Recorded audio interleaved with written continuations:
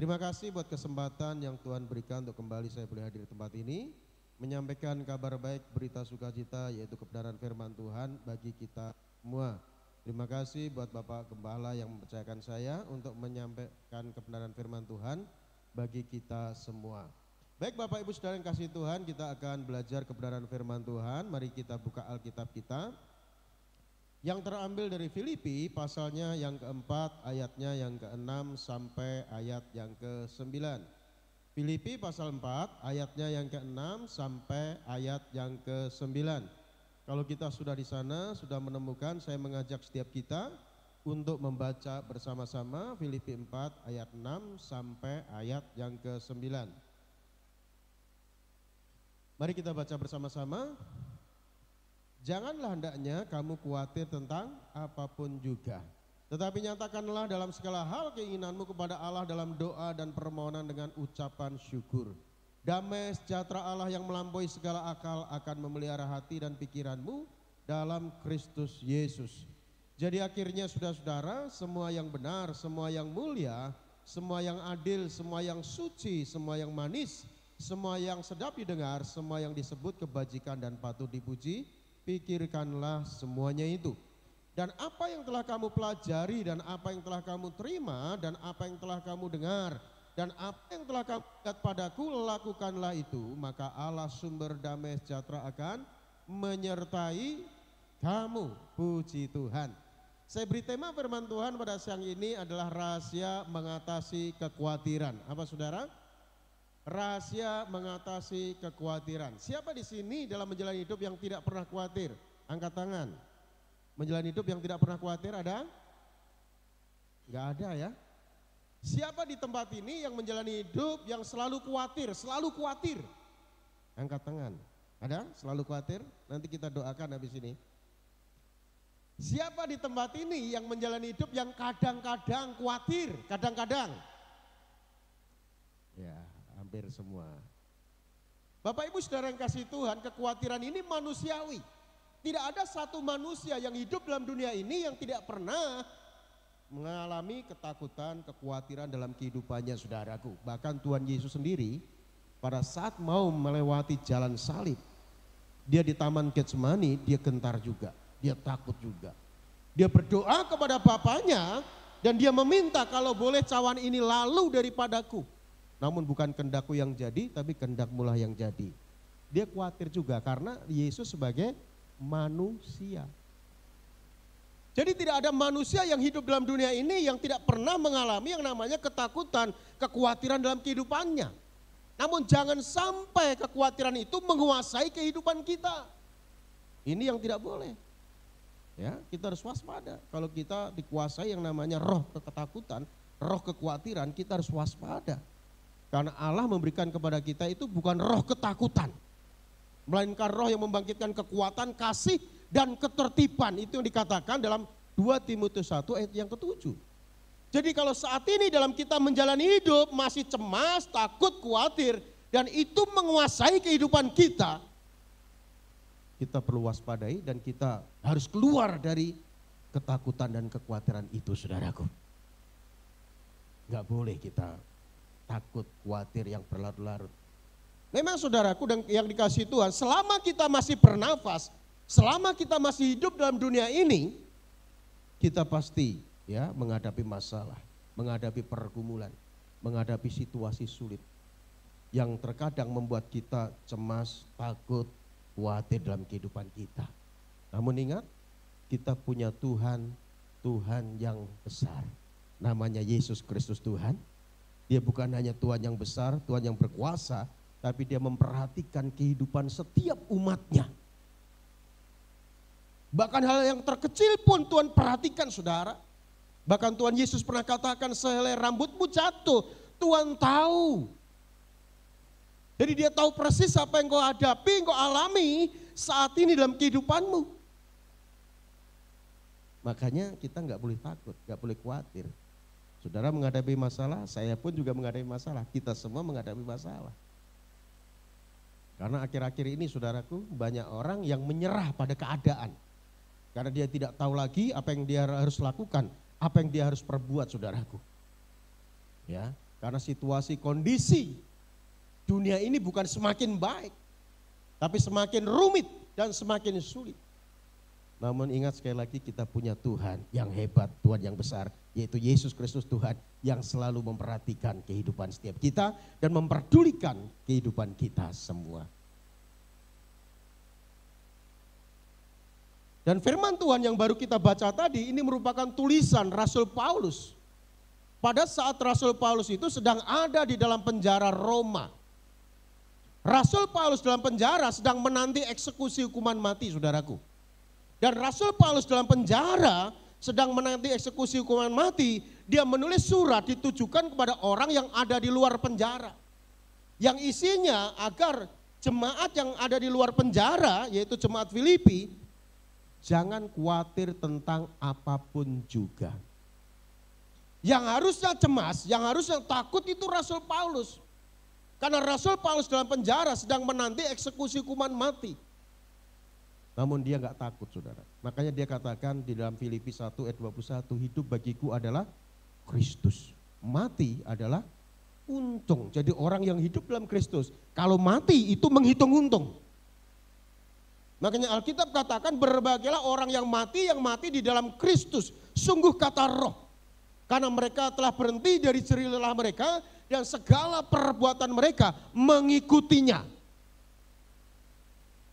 Jadi kebahagiaan orang yang percaya kepada Tuhan itu kalau dipanggil Tuhan. Amin, saudaraku. Amin. Yang amin, yang kenceng Pak Gembala aja. Ya, yang lainnya, wah saya belum siap Pak. Saya belum kawin Pak. Ya, kebahagiaan orang yang percaya kepada Tuhan. Pada saat kita berjumpa dengan Tuhan, muka dengan muka, saudaraku.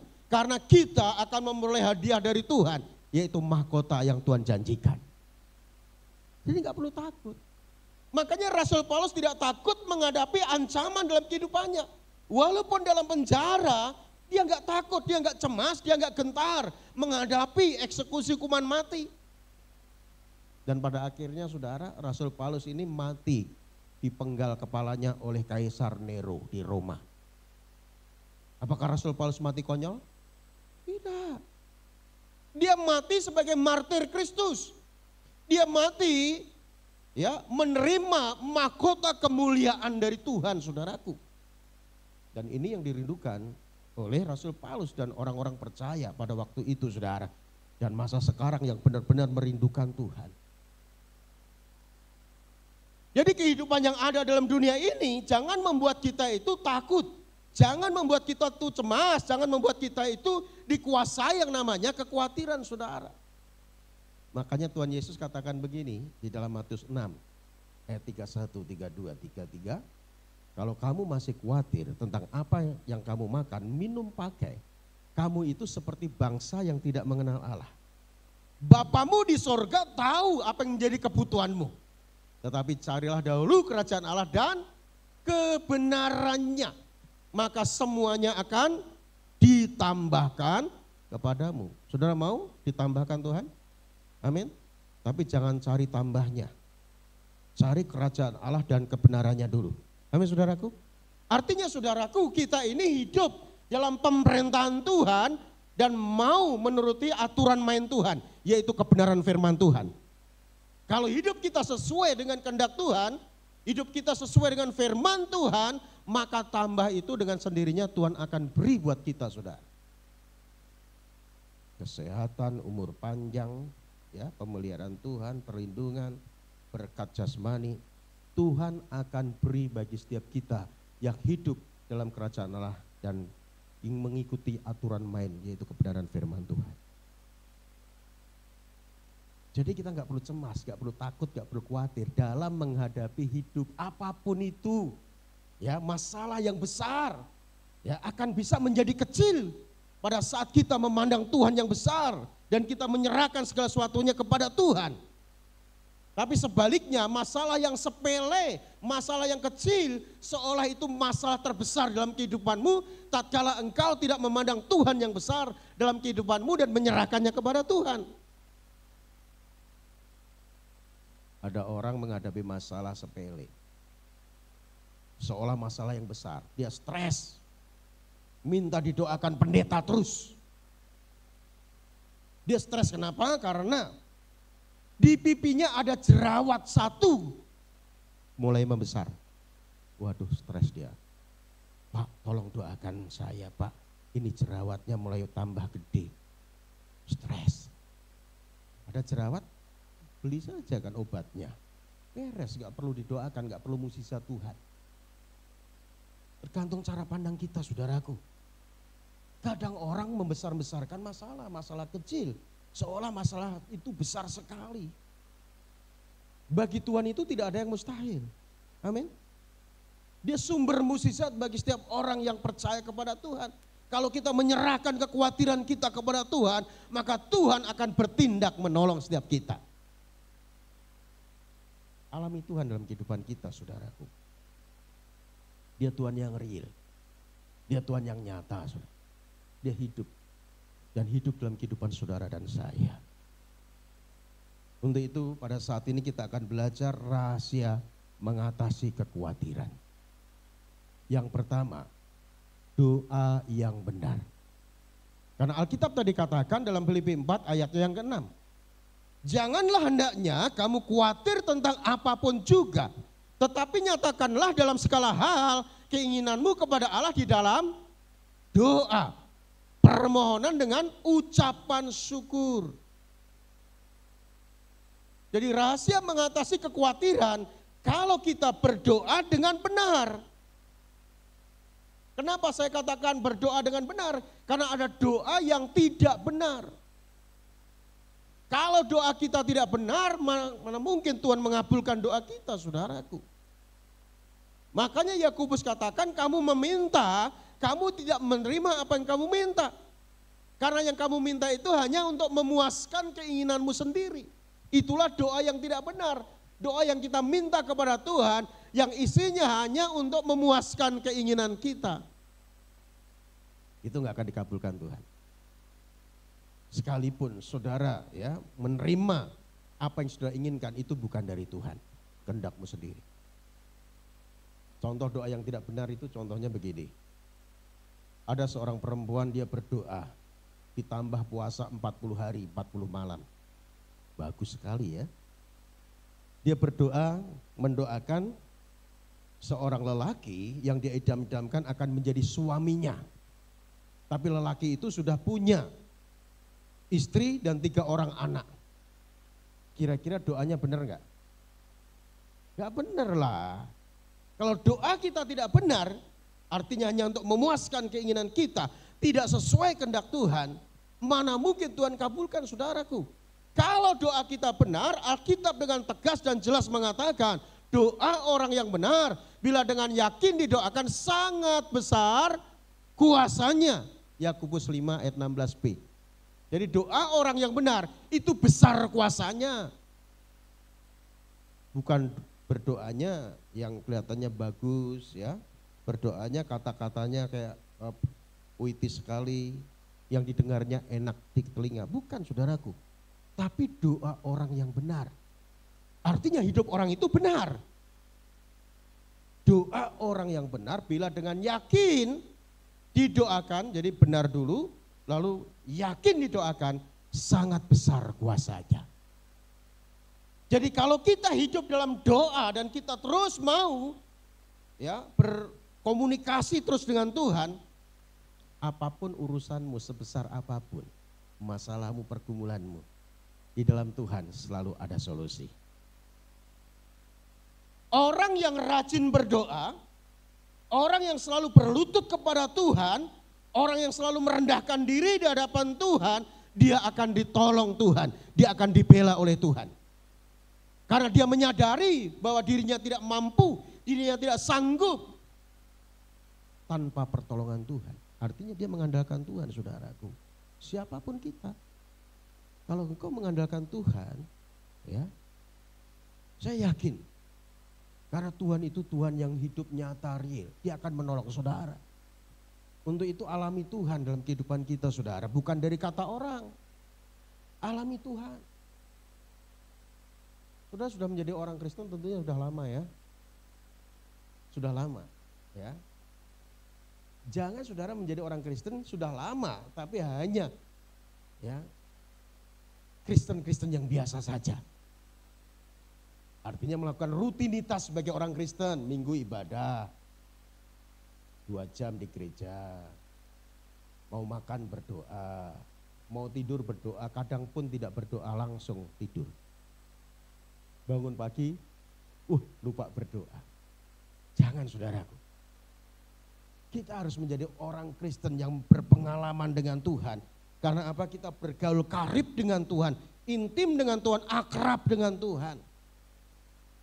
Karena Tuhan itu mau bergaul karib dengan kita, namun seringkali kita menjauh dari Tuhan. Kalau kita mau hidup dalam doa saudara, maka kita tidak mudah jatuh dalam dosa. Karena Alkitab katakan roh memang penurut, daging lemah. Seringkali kita mau melakukan kehendak Tuhan, namun daging kita ini lebih kuat untuk melakukan dosa. Kenapa? Karena kita kurang intim dengan Tuhan. Makanya Tuhan Yesus berpesan pada murid-muridnya, tidak sanggupkah engkau berdoa dalam 1 jam saja? Jadi pada saat Tuhan Yesus saudara ada di Taman Getsemani maksud saya, di Taman Getsemani, Tuhan Yesus berdoa sendiri, lalu murid-muridnya disuruh berdoa. Dan setelah Tuhan Yesus selesai berdoa, dia menjumpai murid-muridnya pada tidur semua, saudara. Pada tidur semua. Dan Tuhan katakan, tidak sanggupkah kamu berjaga-jaga dalam 1 jam saja. Jadi berdoa kalau bisa saudaraku minimal 1 jam. Saudara menjalin hubungan akrab dengan Tuhan. Makanya ada gereja 1 jam saja ya. Ibadahnya, tapi itu ibadah bukan berdoa kan. Itu. Iya, ada gereja itu mungkin itu yang dikutip ayatnya kali. Iya, ada gereja itu saudaraku. Iya, minimal 1 jam berdoa, hubungan pribadi dengan Tuhan. Tapi ibadah nggak boleh 1 jam. Ya, kalau 1 jam belum komplit saudaraku. Berdoa 1 jam, hubungan pribadi dengan Tuhan di kamar sendiri saudara. Tutup pintu, orang lain gak boleh tahu. Saudara mengutarakan keluh kesahmu kepada Tuhan. Pada saat saudara sedang menghadapi kesulitan hidup, sedang menghadapi masalah, utarakan kepada Tuhan, bukan utarakan kepada tetanggamu. Bukan cerita sama temanmu. Ya, kadang temanmu bukan bisa menolongmu, tapi temanmu itu ember. Bocor mulut. Dulu saya pernah ya siaran di radio, itu buka ruang tanya jawab, orang pada masuk, telepon, ada ibu-ibu cerita. Dia katakan saya utarakan masalah saya mau konseling sama pendeta ini Pak, tetapi ternyata Pak Pendeta malah ceritakan masalah saya ke orang lain Pak. Jadi semua orang tahu Pak, jadi saya sekarang mau ke gereja malu. Ada seperti itu saudara. Jadi hamba Tuhan itu harusnya bisa menyimpan rahasia orang lain. Hamba Tuhan itu harusnya bisa menyimpan ya apa yang menjadi keluh kesah orang lain. Dia bisa keep ya, jangan bocor kemana-mana. Tapi hamba Tuhan ada yang begitu. Nah, ini yang salah. Karena seorang konselor yang baik, memang konselor itu dia harus mau mendengar setiap keluh kesah daripada konseli. Jadi orang yang bermasalah itu mau konseling pada kita dengarkan saja. Memang gak enak pekerjaan hamba Tuhan itu. Hamba Tuhan itu seperti tong sampah. Artinya apa? Masalah orang itu ya diceritakan ke kita semua. Kadang kita dengarnya pusing juga memang.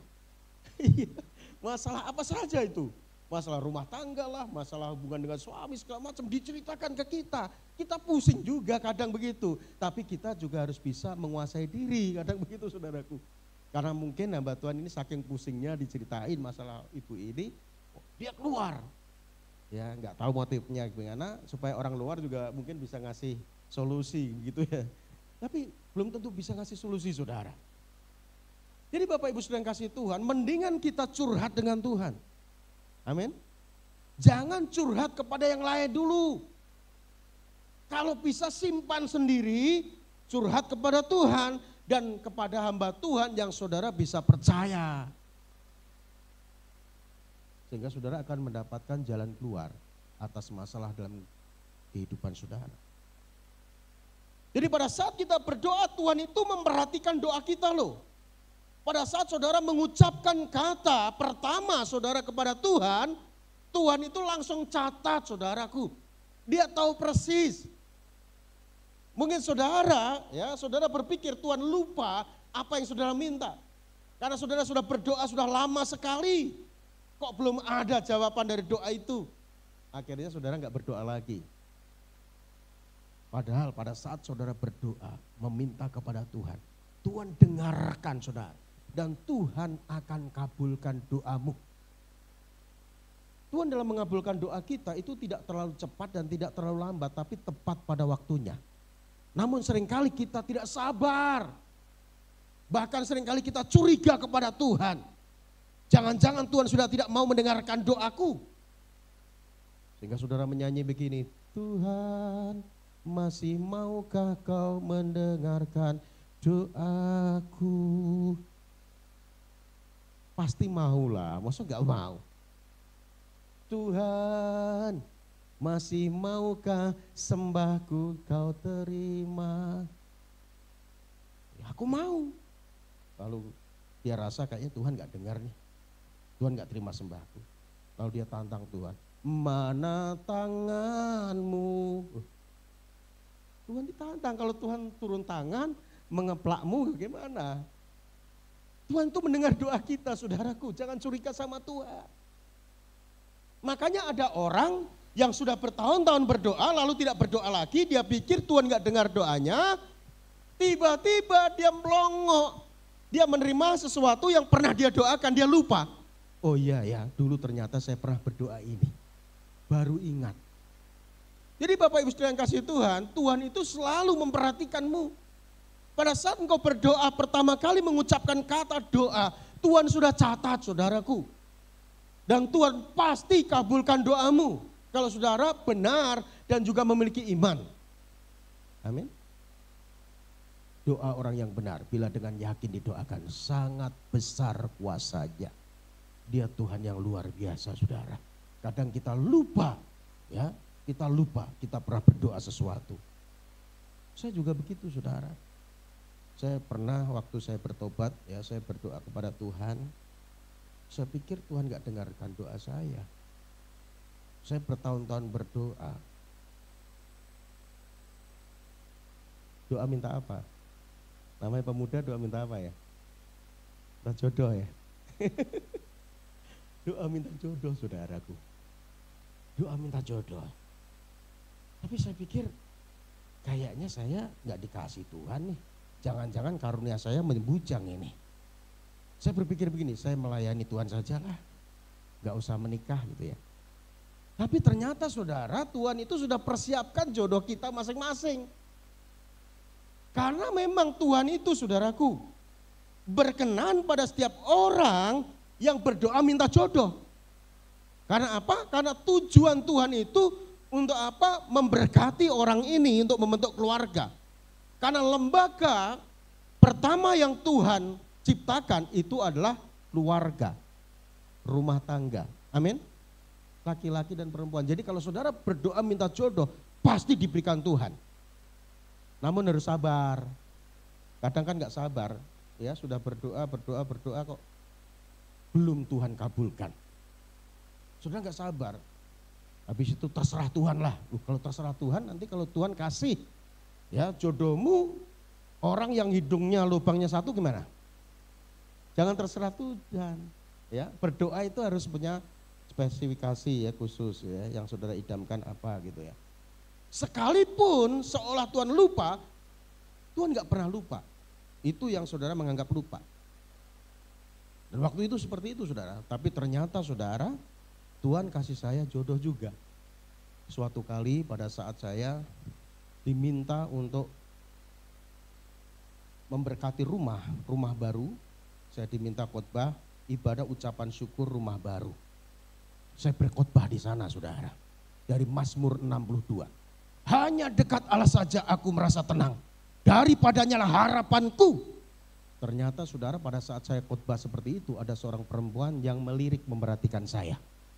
Mungkin dia berpikir, jangan-jangan kalau saya dekat dengan hamba Tuhan ini hatiku bisa tenang.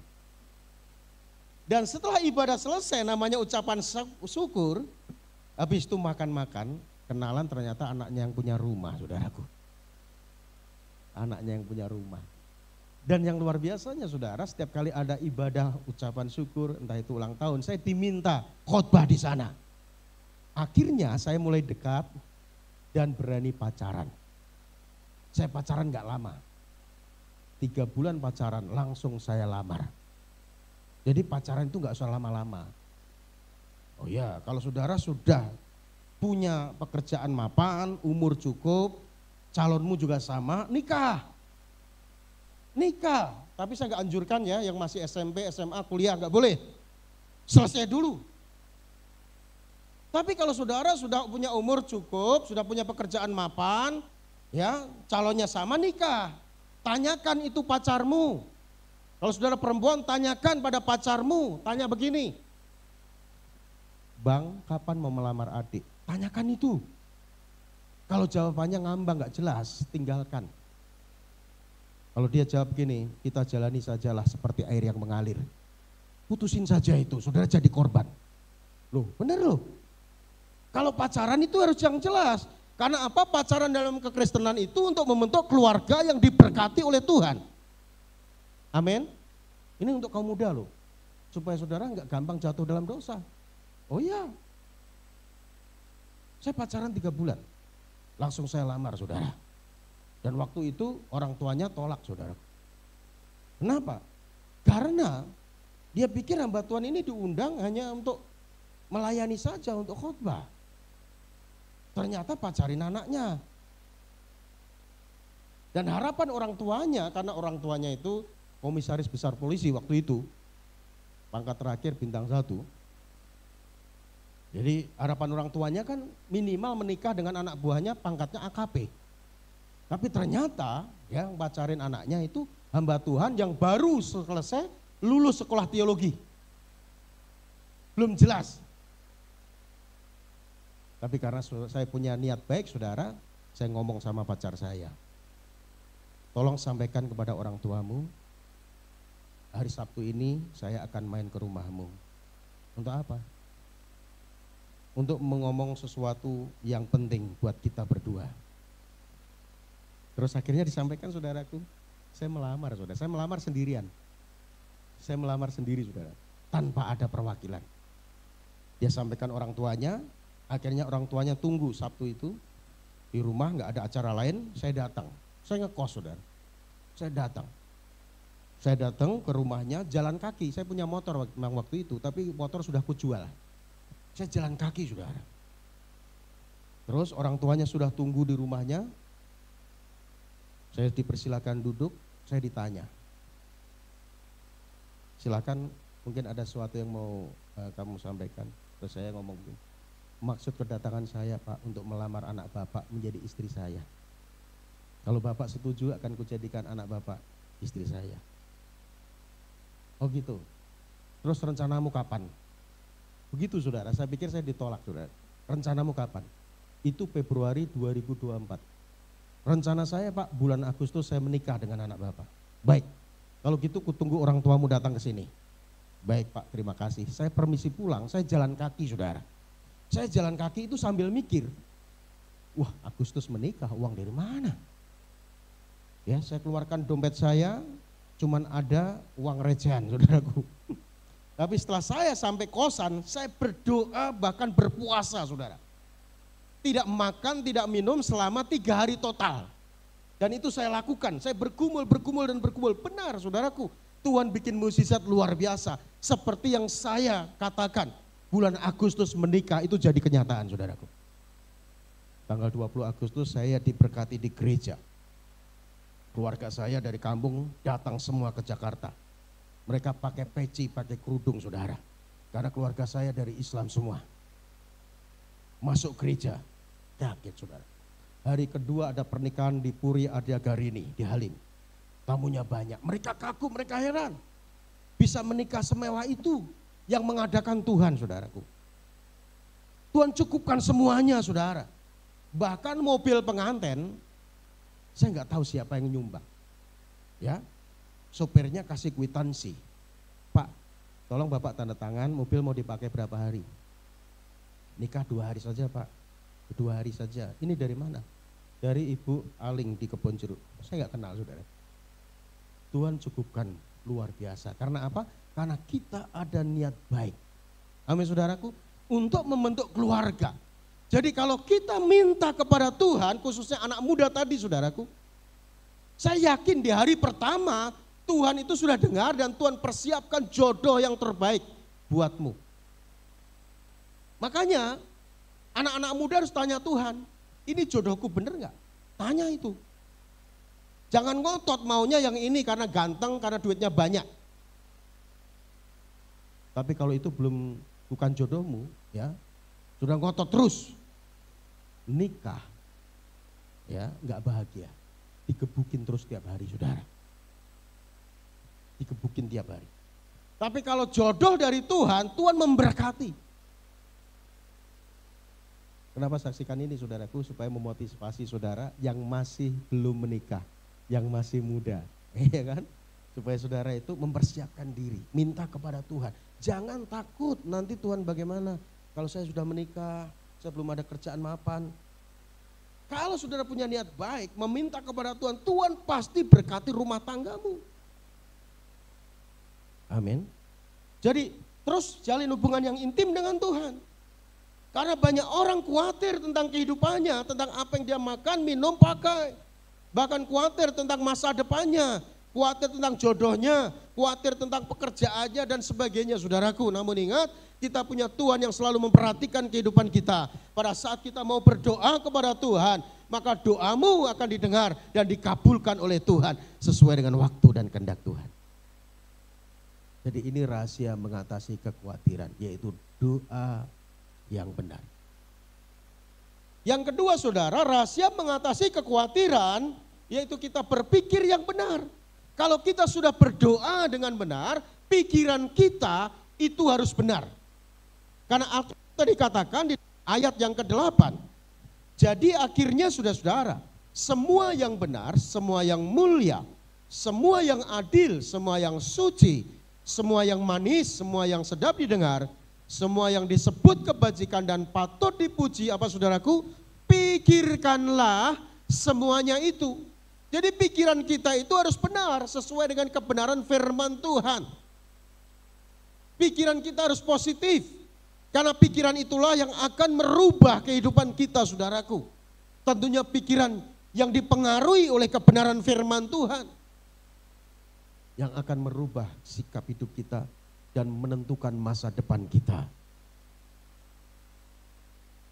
Makanya saudara, sekalipun keadaannya kurang baik, sekalipun keadaannya mungkin ya mengecewakan, tapi milikilah pikiran yang positif saudaraku. Dan berkata yang benar. Karena perkataan kita ini ada kuasa. Jadi perkataan orang percaya itu ada kuasa. Alkitab katakan bahwa hidup dan mati dikuasai oleh lidah. Siapa yang suka mengemakannya akan memakan buahnya.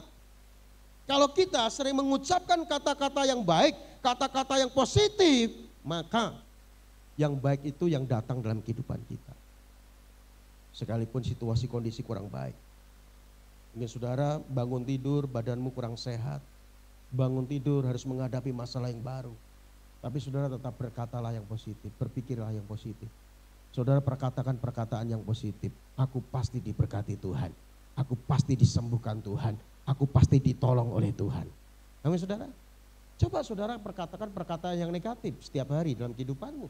Bangun tidur saudara berkata begini, sial aku sakit aku, sial aku sakit aku, sial aku sakit aku. Katakan 10.000 kali. Pasti sial dan sakit beneran saudaraku. Ya. Untuk itu mari saudara perkatakan perkataan yang positif dalam kehidupan kita. Perkataan yang positif itu timbul dari pikiran kita, dari hati kita yang benar. Sesuai kebenaran firman Tuhan. Ingat saudara, yang tahu hati kita, yang tahu pikiran kita itu hanya kita sendiri dengan Tuhan. Orang lain tidak tahu, suamimu tidak tahu, istrimu tidak tahu, temanmu tidak tahu. Yang tahu apa yang kau pikirkan, itu hanya saudara sendiri dengan Tuhan. Setan pun tidak tahu apa yang kau pikirkan. Setan nggak tahu. Kalau dunia persetanan tanya Pak Pastor Immanuel. Setan itu nggak tahu apa yang kita pikirkan. Setan akan tahu apa yang kita pikirkan tatkala kita ini menunjukkan gerak-gerik.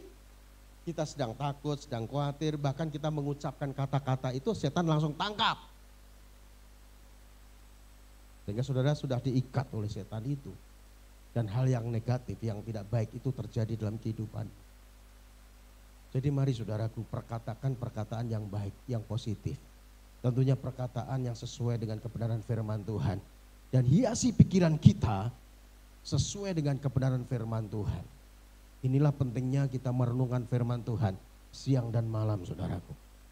Karena itu yang akan mempengaruhi jalan kehidupan kita. Karena kalau kita berpikir yang negatif, kita berpikir yang jelek itu yang datang kepada kita, itu yang dialami oleh Ayub. Ayub katakan dalam Ayub 3:25, apa yang kucemaskan itulah yang menimpa aku. Apa yang kupikirkan itulah yang mendatangi aku. Ternyata apa yang terjadi dalam kehidupan Ayub itu adalah buah kecemasan, buah ketakutan dalam kehidupannya. Kita semua tahu bahwa Ayub ini adalah orang yang terkaya di negeri timur.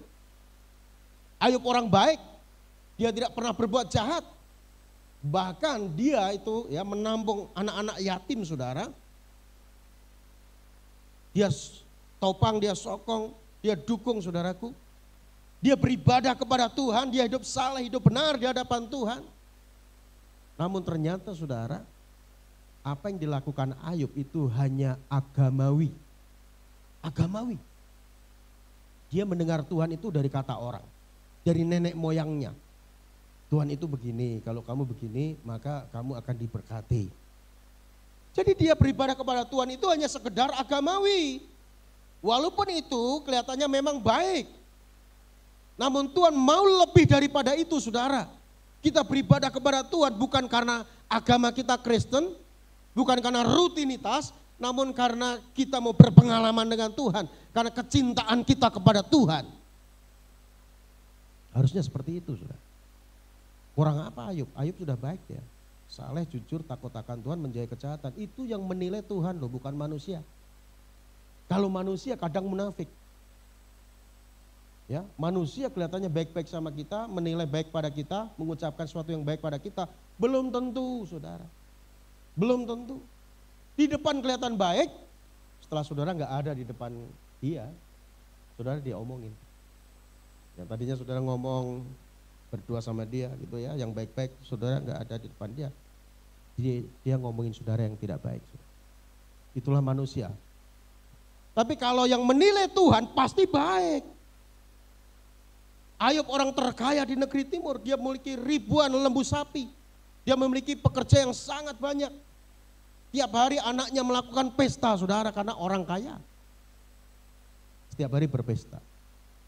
Dan Ayub ini saudaraku, dia berpikir. Dalam hatinya dia berpikir, jangan-jangan anakku telah melakukan dosa. Sehingga tiap hari Ayub mempersembahkan korban penghapus dosa. Dan ini buah kecemasan, ketakutan dalam kehidupannya. Dan akhirnya benar. Apa yang dicemaskan, apa yang ditakutkan itu menimpa dirinya saudaraku. Suatu kali pada saat anak-anak Allah menghadap Allah, iblis nimbrung di sana. Iblis juga datang saudara. Jadi jangan saudara kira kalau saudara beribadah kepada Tuhan, tidak ada si penggoda di situ. Iblis juga bisa ada.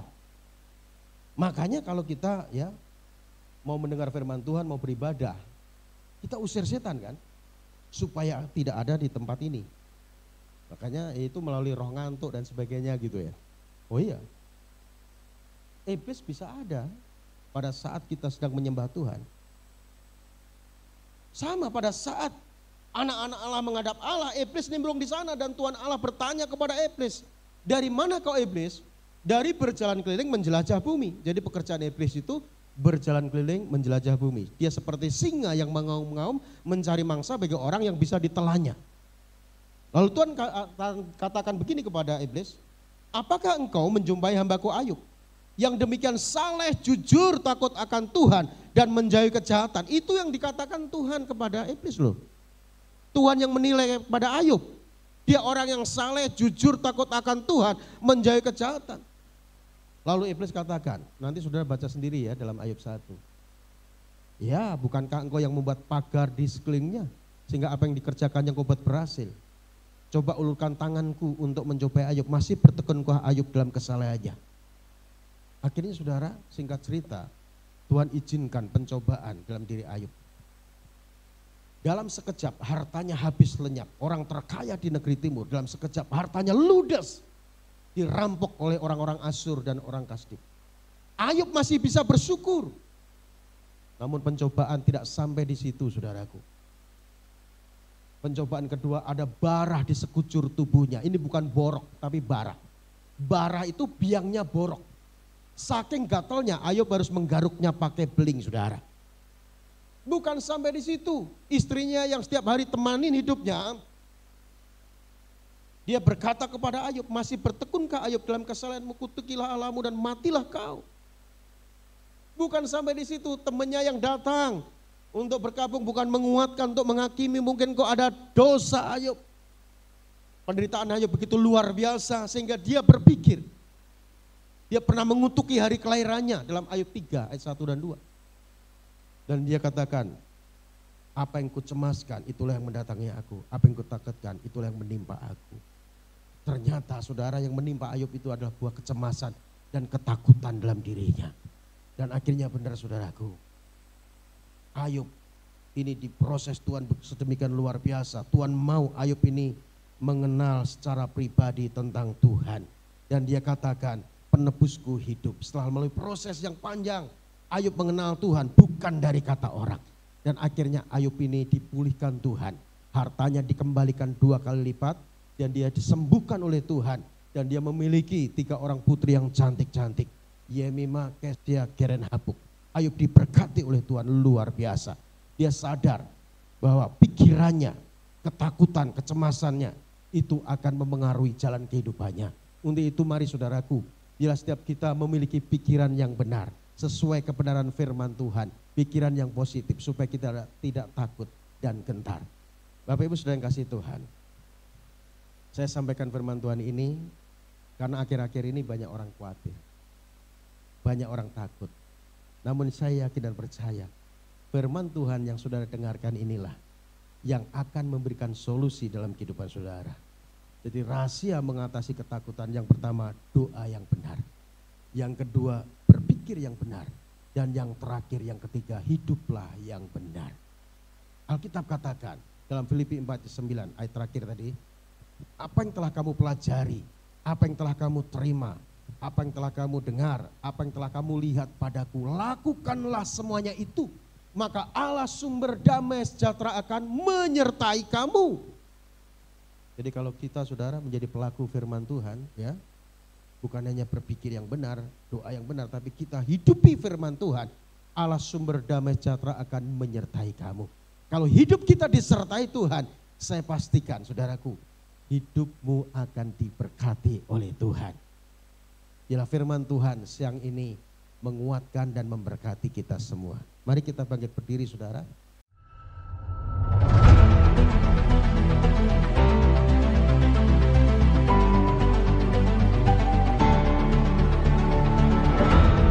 Dalam nama Yesus, setiap hidup perdukungan dari Allah tidak berlalu lagi. Hari ini kau lepaskan cengkraman. Kau tidak berhak atas jiwa-jiwa.